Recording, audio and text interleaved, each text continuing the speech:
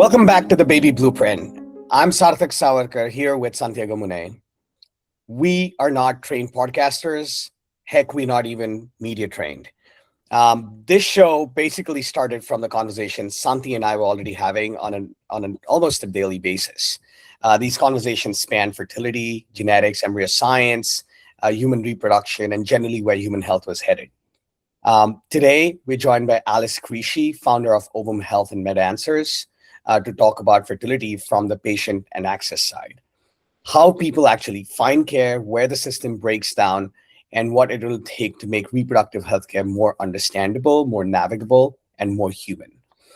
We'll talk and touch upon topics like obesity and how they affect human health in general. Santi, I'll hand it over to you to introduce Alice. Yes. Yeah, it's a pleasure to introduce my friend and partner, Alice Creasy. She started as a business consultant. She was happy doing that until she had a tragedy. She developed breast cancer, which she survived. So she's a cancer survivor, breast cancer survivor. And through that, she became an advocacy for fertility coverage of fertility for cancer. So she founded Fertility Action. Through that, they lobbied and got coverage in several states for covering fertility treatment for cancer patients. And through that, we met, and then we founded MedAnswers, which basically was a way of connecting patients to doctors. Doctors will explain fertility, and they would do it for free, and with the idea that this would become basically feeding patients to these doctors eventually. Later on, we founded Ovum Medical, which now basically offers fertility treatment that it's pre-fertility treatment that is covered by insurance. And let's just start with that. Let's just start with maybe what's the difference between MedAnswers and Ovum Medical? Why the pivot? Yeah, great question. Thanks, guys, for having me on. It's nice to have this chat with friends and colleagues. I think so. MedAnswers really was meant to be the connection, the first digital health connection for the mass market, for the public to understand reproductive medicine at a personal level by getting their questions answered for free. But we were a connect worker. So we matched our patients to clinical studies, to clinics that they needed, and to solutions like med devices or supplements or diagnostics. But what we found in the data and why we knew we needed to do the next step in digital health is the data really showed two things. One, patients were really facing chronic illness at a crisis level. And two, they didn't want IVF to be the answer when we were recommending that they go in for a specialty consult. So that told us that we needed to bridge something in the market. And we saw that repeatedly, OB-GYNs and PCPs and other providers out in the market not referring patients. So the average patient, once they get to an IVF clinic, I'm told, has already been infertile for 3 or more years. So why were they dragging their feet? Even the most educated patient, people with PhDs, people with upper education, people who are scouring the internet, still were dragging their feet. The dream is not having your baby with medication and needles and medical intervention, right? That's not the dream. So when we looked at that, and Santi and I then partnered with Dr. Kirby Plessala, pulled in Lauren Herring, pulled in Latrice Allen, all these veterans of the field, and Dr. Lori Jacobs, former IVF doctor out of Chicago. When we pulled in all these people who have been in the field for decades, we all collectively agreed we need to reverse the chronic conditions that are in the way of reproductive outcomes. And whether that's through IVF clinics or not, meaning these folks are having the highest risk pregnancies anyway. And when we really saw the data, 92% of people who end up in the clinics that we serve have an abnormal BMI. So the difference is we're delivering clinical care now through Ovum Medical in a virtual setting. It's all lifestyle medicine driven. So we have 8 core pillars that we're working on across someone's health. And yes, medication management is a component of it, but we're diagnosing 5 medical conditions that are chronic. And those are reversible conditions. So even if they go on to an IVF cycle, they will need fewer medications in around, fewer cycles to get pregnant, and they will have a healthier outcome. So that really is the difference. Is one was digital health, only technology driven, and the other is we're actually delivering the medical care ourselves through a virtual care model. And all of this is basically paid by insurance, right? All of them. Yes. I mean, the great thing about that model is we're doing lifestyle medicine through the existing infrastructure in the market. So we have OB-GYNs that we've upskilled in lifestyle medicine. This is a medical specialty. The American College of Lifestyle Medicine has a certification program. And we have nurse practitioners, mid-levels, and also medical nutrition therapists. We also have behavioral health therapists. So we're really a holistic care approach. It is multi-specialty clinic with the core thread. Everyone is upskilled in lifestyle medicine. That is a very fascinating holistic approach. I don't think that I've seen anything like that before. What are these are these general physicians that you're working with, or are they OBGYN? I think you did mention OBGYNs, but my question rather would be, can general physicians also become? Yes. Okay. Yeah. And the great thing about OB-GYNs is that there's so many well-trained, amazing physicians out there who simply don't want to be delivering babies anymore in their career, right? Because it's a tough lifestyle. Oh, and so we have a really just an incredible job market to look at and to recruit from, of these people who are super passionate about women's health, super passionate about healthier outcomes, and really transforming care in America. And in the normal healthcare setting, of course, they get 5 minutes, 7 minutes with their patient. We have a much higher touch approach to our care, and that means that our patients have the luxury of spending 45 minutes with our care team. Ours is a programmatic approach. And yes, we recruit PCPs, other specialties, functional medicine docs, naturopathic docs, because it is a multi-specialty approach. But the core model is every single patient has an MD assigned as their program director, a mid-level assigned as their week-by-week kind of care contact, and a medical nutrition therapist.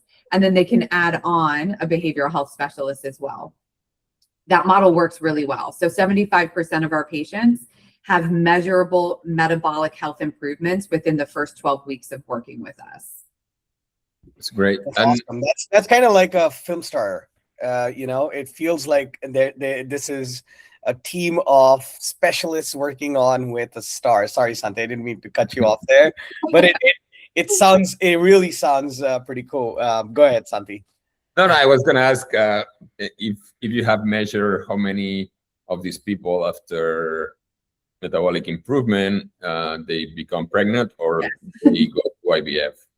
Yeah, that's such a great question. So we launched Ovum outside of the IVF setting, and we were seeing about 60% pregnancy success rates, which was thrilling for people because they didn't want IVF in the first place.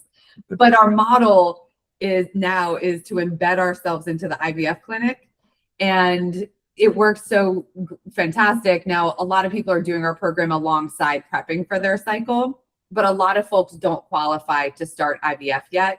And those patients in large volume will need to be with us for longer than our average program time, which is 4 months. So the average is 4 months. We get you ready for your cycle and you can move on. And then there's a subset of people who just need to be with us longer. I think that we all know that we're facing a chronic illness crisis in America, and it's really hit the reproductive age population in droves. 92-95% of who we're seeing have an abnormal BMI that puts them at high risk for gestational diabetes, preeclampsia, preterm birth. So that's what we are not a weight management clinic. We're not trying to get people bikini ready. That is not what we're after. We're really after the healthier pregnancy outcomes, whether they do still need IVF or not. And many of them do. The other really unique thing about Ovum is that we're not women only, even though we call it ovum, which is the largest cell in the body because it's a female egg. We actually treat the male and the female. And that's so unique because I haven't seen any program that has been able to support both at the same time. And when you have a couple, and we don't always have heterosexual couples, of course, but in any situation, when you have that partner who can help also adopt the same lifestyle changes together, then those lifestyle changes can stick. And we're tackling not just nutrition, we're tackling movement, restorative sleep, good habit creation, bad habit cessation, custom supplementation for both parties, social connectedness, and that stress management component. So it really is holistic. So if you can teach a couple how to do better stress management together, you're impacting the longevity and the health of the entire family for the rest of their life, not just helping them get that baby in their arms. That's awesome. And it's amazing that, I mean, one of the problems of IVF is that there are not enough REs, right? But here you have plenty of doctors that could be enrolled in the program. That's right. And you're getting 60% pregnancy rates. Yeah. No, totally. I mean, my wife's OBGYN, I was just thinking about her throughout this. So she ended up developing carpal tunnel and is unable to deliver anymore. Oh, wow. And she is now part of a large and growing number of OBGYNs specifically who are moving away. They're moving closer to gynecology than obstetrics. This would be such a freaking great fit for them. Yeah. It's amazing. Send her away, start talking. Well, she actually does get updates about these. She's seen the first episode because that's the only one we've put out. But I will definitely make sure that she sends out, and maybe you use this as a call for working with folks, right? That's right. Yeah. No, that's great. And the other unique thing about us is we didn't want to present ourselves as like competitive or a competitor to the IVF clinics. So we designed a business model that gives them the top line revenue, and it makes us then a permanent partner in the continuum from OB-GYN well visits through the fertility outcomes you want. And that was really important because as we've all seen, we haven't seen the growth of the volume of IVF cycles that you would expect based on the growth of people who are infertile. Yep. And to me, that gap has always been, people simply don't want that to be their answer. And when you're seeing the chronic illness crisis, really just skyrocket up, you have known reasons that they're not ovulating. You have known reasons that sperm is not fertilizing. So let's solve those known reasons, but let's partner with the IVF community. So this is their top line revenue. We're the service provider. And it's a win-win for the entire infrastructure because now we also have broken down the barrier to entry. Now there's no reason for a patient to be scared to go to an IVF clinic for a first consult when they're not going to be sold IVF as the first line of treatment. They're actually going to be sold lifestyle medicine as the first line of treatment. That's amazing. So basically you're giving them to IVF clinics curated patients, right? That's right. Like not curated that they are cured, but that these are the right patients for IVF. That's right. Yeah, it is all about the IVF readiness conversation. Mm-hmm. Yeah. And the other thing that from very the interesting patient's perspective, though, right? Like from the patient's perspective, I think what is really key here is the part that there's 60% is what Alice said, was the pregnancy rate. Mm-hmm. There's clearly 60% people that would never need an IVF, and there's a portion of those that are probably just going circles and circles inside of IVF clinics without success and not particularly understanding the importance of lifestyle factors. So from my perspective, I personally don't care if things are competitive or not. I think we are in the healthcare business. Our goal should be to just get patients healthier and get them to their goals of families, right? Right. So when it comes down to it, it's great that it works along with an IVF clinic, but what I'm hearing and what I'm really loving is the fact that patients are successful. And they're engaged. I mean, that's the amazing thing too, is that when we first went to market, of course, the investor community wanted to know, but are the patients actually going to meet with you on a weekly basis? And we have over 75% conversion rates when folks meet with our nursing team for a free consult. It's extraordinarily high conversion rates. And the reason we do the free consult and we invest in that is to make sure that they know that they're actually signing up for a program. And that the programmatic approach is what works, because we do a concept called habit stacking. So in behavioral science, this is the most important thing. It's micro changes week by week, because if you give someone an entire overhaul plan of their life, they're going to say, no way, no how, that's impossible. I can't do that. I don't have time. I don't have the money. And so we tackle things in a way that's actionable and personalized to them. And it is all billed to insurance.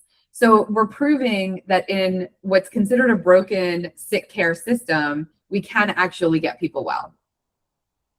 That's great. You said something before. Basically, so the health crisis here, it's more accentuated than in other places. Let's say Europe. In Europe, they do 10% IVF. Here, it's probably 2%. Do you think that's the reason that because of the difference in population health, it's easier for them in Europe to go to IVF than here? Could that be one of the reasons?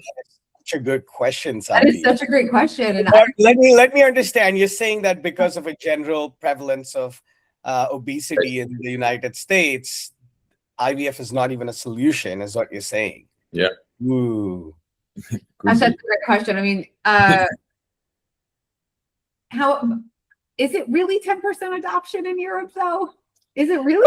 If I am left to think about it, the question's great. Obviously, cost is a big barrier in the US, right? An IVF cycle costs. That's so we ran the analysis on the cost thing, because we've heard the media, we've heard IVF advocates, we've heard people over and over and over again forever be like, cost is the barrier, cost is the barrier. But in all the states that mandate healthcare coverage, the utilization rate is still 2% or under. Mm-hmm. So covering that the cost solution has not increased the adoption curve.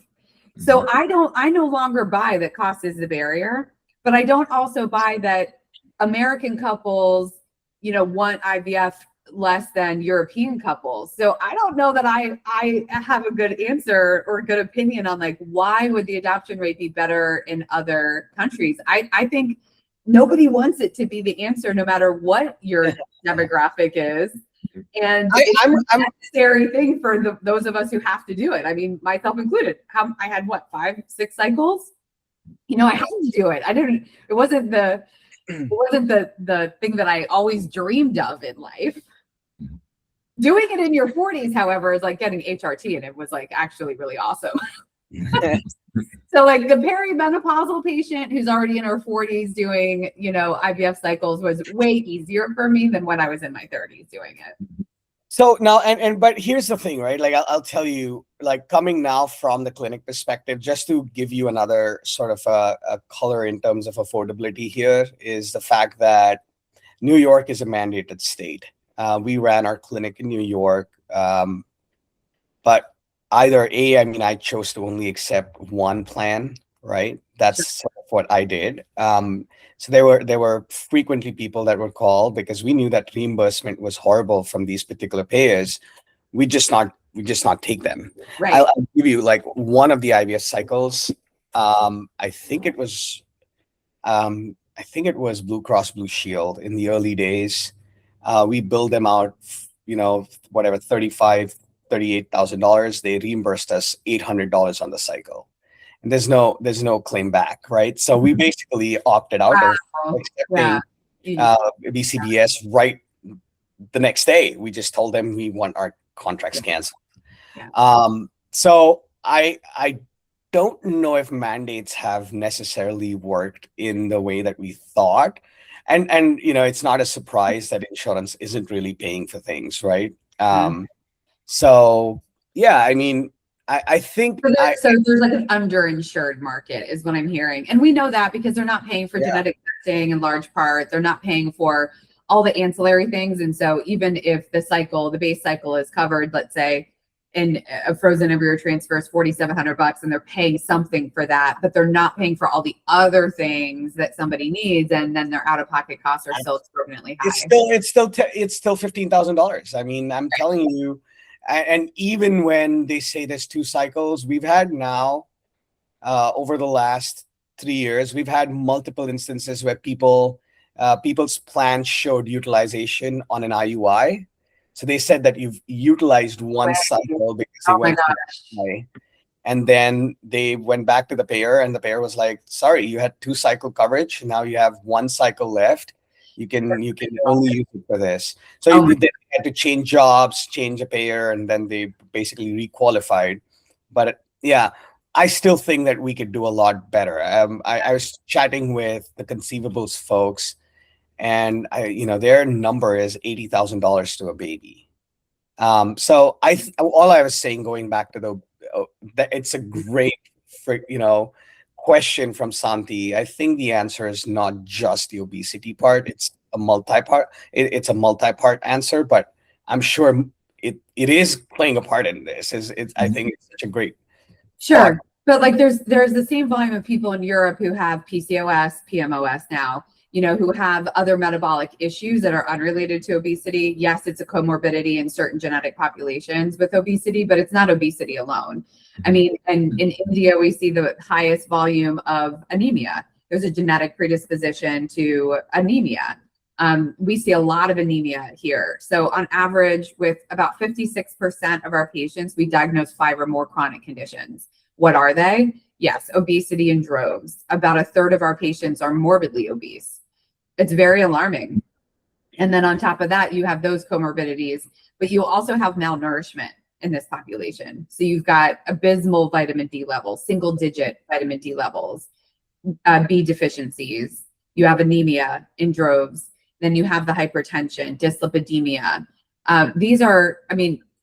That is not the uterine environment that we want a baby to be growing in, right? With so many just comorbidities influencing the pregnancy itself.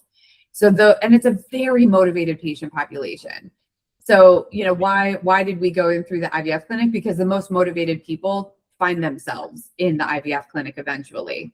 What we would like to see in terms of market adoption is that we're partnered between the OB-GYNs that are going to deliver the babies and the IVF clinics, so they get to us much earlier in their trajectory. We do not want, if anyone is already facing one or more of these conditions, we want them contacting us the second they say, this is the year I want to have a baby.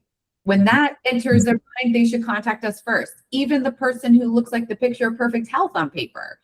Case in point, our head of medical nutrition therapy. She's also a trained physical trainer. So she's somebody who knows exactly what to do for the health outcomes that she was looking for, but she didn't know exactly what to do for the fertility outcome, for the fragility of ovulation every month and the health of that egg. So she worked with us on her very last IVF cycle, last embryo, last IVF cycle. We made all kinds of changes, even to the person who's head of our nutrition program. And she was successful and is now the incredibly happy new mom to a 3-month-old. So, any way you look at it, we live in this very high stress, very highly toxic world.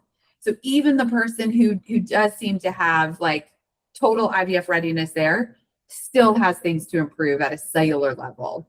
That's the whole premise of longevity medicine. Anti-aging is all cellular health.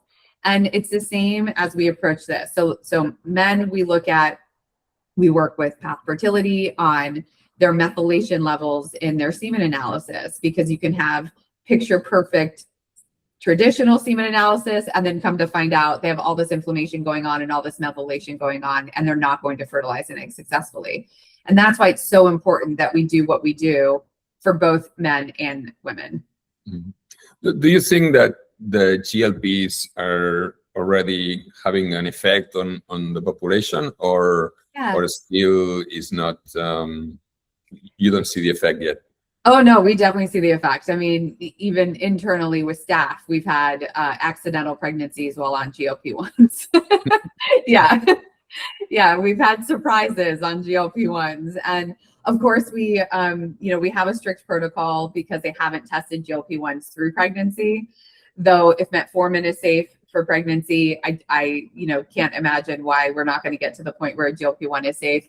I think we're mostly concerned about low birth weights because if GLP-1s are such an appetite suppressant, but we, there's a titrating up to hit the maximum benefit, and then there's a titrating down to roll somebody off. We don't want those to be quick, halts because we don't want the rebound happening during the IVF cycle. So there's definitely a case to be made where you do that egg retrieval while still on a GLP-1. The benefits to blood sugar control, the benefits to inflammation are just uncanny.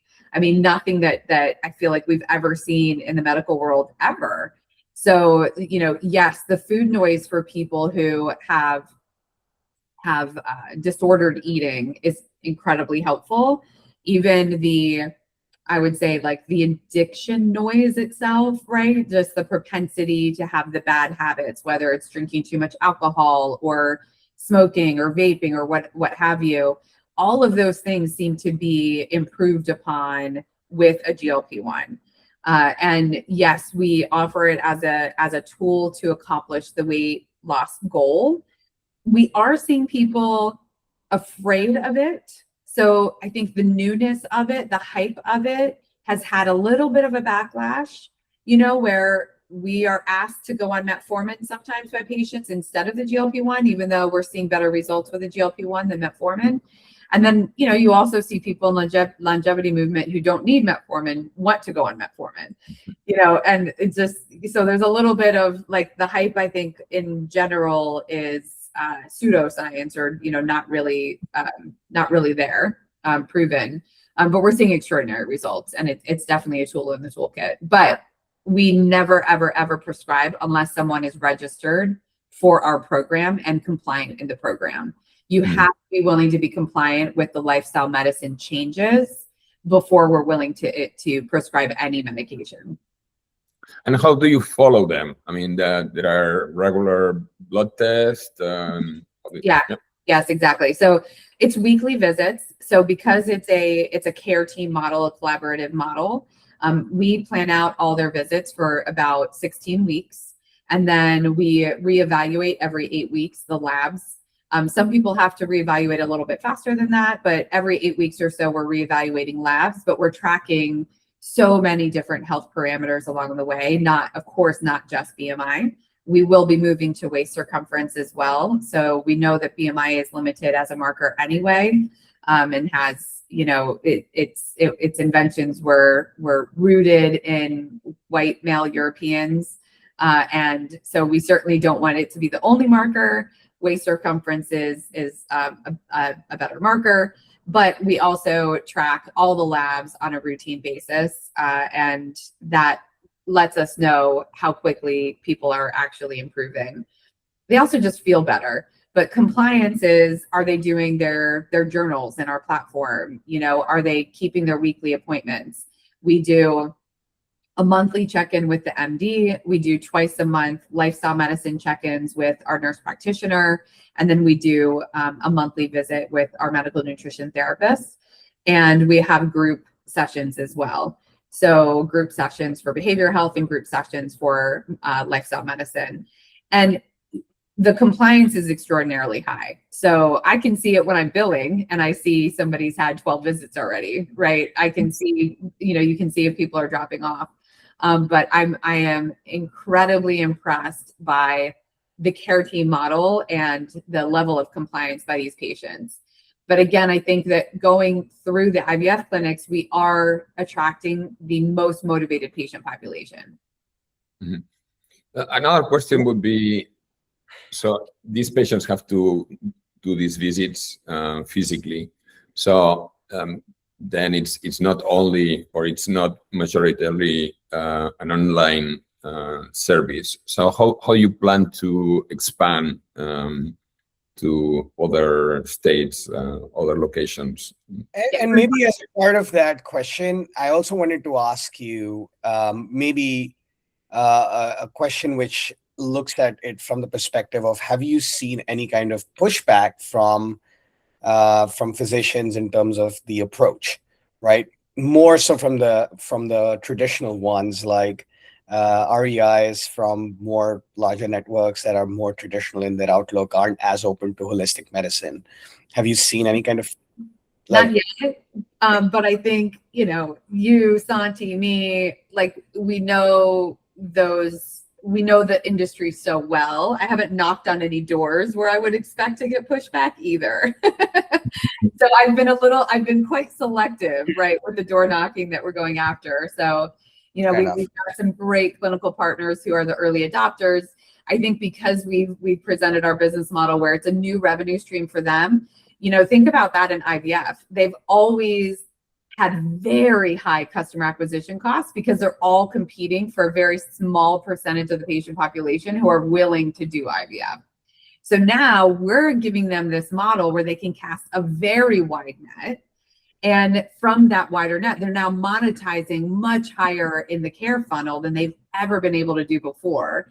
And then they're still going to have the same number of IVF cycles per year. The intent is that our wide net helps them get those IVF cycles going faster and also earlier in someone's trajectory of their fertility journey. So that age-related infertility is not stacked on top of all these other conditions. And that's my biggest frustration in the market, because it is such a myth that everyone intentionally waited long to have their babies. We saw that in the MedAnswers data over and over and over again. They didn't. They've just been struggling for so long. They started their fertility attempts before age became a factor. And then along the way, they didn't get to a solution quick enough. And then age became a factor. Yes. Is there a percentage of the population who finally at 39 or 40 was like, hey, I want to have a baby now? Sure. They're not the norm. They're not the norm. And the data don't matter. Totally agree with you. We had a patient at Sama that went to a very famous name brand clinic in Boston, and she came to us at 42. This is her claim now. We never got any records for her from that clinic, but what I heard was that she started her care with them at the age of 36. She was yet to get an IVF cycle. They kept doing something or the other. Now you need this procedure. Now you need that procedure. Now you need this treatment. And obviously, life happened along the way. So she stopped for a year there. Right. So I totally agree. I think they're struggling for more than one reason. They're gated by doctors in a more traditional setting. They aren't really getting the care. We didn't even care about the records because the records were going to take again. We requisitioned the records and they told us we'd get them in some 35 days or something like that, ridiculously. They're like, you know what, forget about it. We'll just start anew. Yeah, that's great. And, and conversely, we also have a lot of phone calls of a 47-year-old who's on the second or third marriage who said, hey, I tied my tubes 20 years ago. Can you guys reverse it for us? And that's heartbreaking too. Absolutely. And because people just don't know. And Santi, you asked, like, how do we expand? Our approach when we first went to market was to be licensed and have, basically virtual clinics in every state in America, because in healthcare, you have to operate like that, right? You have to have your in-state licenses, you have to have your in-state contracts. So we are licensed in 20 states. We have 14 clinics established in all these states. But the care model and partnering with the IVF clinics has gone incredibly well. So each state, we look for an IVF clinic anchor. But because we deliver our care virtually, it's really accessible to the patients. We're not asking them to meet with us an hour every single week. A lot of these check-in visits are accountability visits for that habit stacking, where we check in on the habits that we've already rolled out, and then we roll out a new habit. That's a 15-minute check-in. So think about it like that it's a little bit of a coaching environment. We're asking them to move in a new way. So they have to fit that into their daily schedule too. We don't want to be a hindrance. It's tricky with those who have jobs like being teachers. So we have quite a few who now have a lot more availability, and we work around their schedule, whether it's before the classroom doors open, it's during their mere 30-minute lunch, or at the end of their day when they don't have any more, responsibilities. So that's beneficial too with the care model, is that we're able to be quite flexible with the patients. Mhm. What about, is there anything that if we have some VCs that tend to listen into VCs are venture capitalists that tend to listen to our podcast. Is there anything that you would like to, is there something that you'd like to talk about that reaches Sure. that audience? Yeah, well, we're closing our round. We have a phenomenal lead investor. True Wealth Ventures is our lead, and we have a little bit left in the round, maybe about 20% left to fill in the round. The encouraging thing about this business and the business model, and the three of us were very connected for many years through MedAnswers days and trying to figure out a business model. This business model already works, and long since proven. Insurance pays for it. Unfortunately, still a lot of paper checks. Which is just crazy to me, that they still prefer sending me a paper check than an electronic fund transfer. So this is just really a scalability conversation. And even though we're very early in the process, the investments that we've already made in technology to be AI enabled end to end, to run the clinics as operationally efficient as humanly possible, is enabling us to maintain profitability at the clinic level. And when you're a master services organization, when you are an MSO friendly PC model because of the corporate practice of medicine laws, in the venture market, that's a relatively new business model. It is not new to private equity. It is not new to the $7 billion, $20 billion MSOs that operate most of American healthcare practices, but it is somewhat new to the venture space. And we've already proven that we can run profitable clinics in each state that we're in. So I would just encourage anyone that who wants to have that conversation to jump on board. I think it's so much more fun to run a company where you already have a proven business model than to be figuring out what the business model is supposed to be. It's a lot less stressful. For sure. And I think, for any of the VCs that are listening in, I think Alice is tenacious, and she's relentless in terms of following through her vision. So definitely would encourage them reaching out. Encourage you folks to reach out to her. Thank you, sir. Last thing as we head out is something that we do so that we could clip some things out and maybe have some shorts if we get something exciting out of it. But it's kind of like a rapid fire field round, and we have a few questions that I'll ask. Feel free to say pass. Feel free to answer them as you wish. Some you might already have covered, just given sort of the nature and the expanse of the conversation. But for the others, what happens is that it gives us smaller sort of answers that we can then utilize. All right, so let's go with the rapid fire round with Alice. One lifestyle change every patient should make before IVF. Don't microwave your food in plastic. Plastics, good one. Most overrated pre-IVF lifestyle advice that you'd give patients. Pass. Most underrated, I guess it's kind of the same one. IVF. Don't microwave food. Well, I think the underrated one is just the way you move can either support blood sugar control or work against it. So I think the most underrated advice is that everybody seems to be moving for the wrong outcome. Very insightful. Supplements, helpful, overhyped? Massively helpful, especially in the food quality disconnect in America. Massively helpful. And there are no pharmaceuticals to support certain things that you cannot get from your food. Therefore, enter supplements. Theralogix is our partner and does a tremendous R&D job on designing and developing supplements that help us achieve the healthiest outcomes. Follow up to that, anything that you would recommend, men and women individually to start off if they're trying to conceive?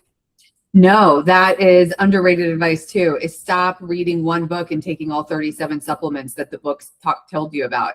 It has to be highly tailored, just like a medication dose has to be highly tailored to someone, is that custom supplements have to be tailored to the individual in front of us. There is not a one size fits all. 2 months before IVF, patient needs advice. What should they focus on at this moment? It's not enough time. So for men, the changes you make today impact your sperm analysis 3.5 months from now. But you need more than just a daily 1 day of change in order to have the healthiest outcome. Women, it's actually a 6-month cycle. So the primordial follicles that are recruited, that start the recruitment process today, impact the egg that ovulates 6 months from now. It is not a quick process. So 2 months in advance of an IVF cycle, and I want you to make some positive changes today, but it's not nearly enough time. Start faster, start sooner. Such good advice. One last thing. One thing that you find patients consistently blaming themselves for, but they probably should not. Their weight. Can you expand on that? There are genetic components that go into your body.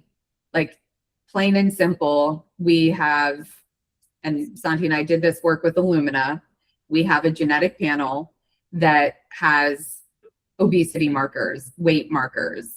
And I think patients blame themselves for their weight and their health parameters when they don't understand 30% of your outcome is genetically driven. Let us teach you the 70% that is lifestyle driven, so that you can either crank up your positive genes and crank down your negative genes, and so that you're empowered and you know that you have influence. But in their world today, blaming themselves when they don't understand that genetic component working against them is just incredibly unproductive. Well, Awesome. that was awesome. Thank you so much for that. It was really insightful. I think on a closing note here, folks have to focus outside of the clinic is what I'm taking on it. Start outside of the clinic, start within your own body, start with your family, with the partner, and then IVF is actually probably the last part of the puzzle here, not the first part of the puzzle. That's right. This is Baby Blueprint. Thank you, Alice, for giving us the time, and thank you, Santi. Thanks, guys.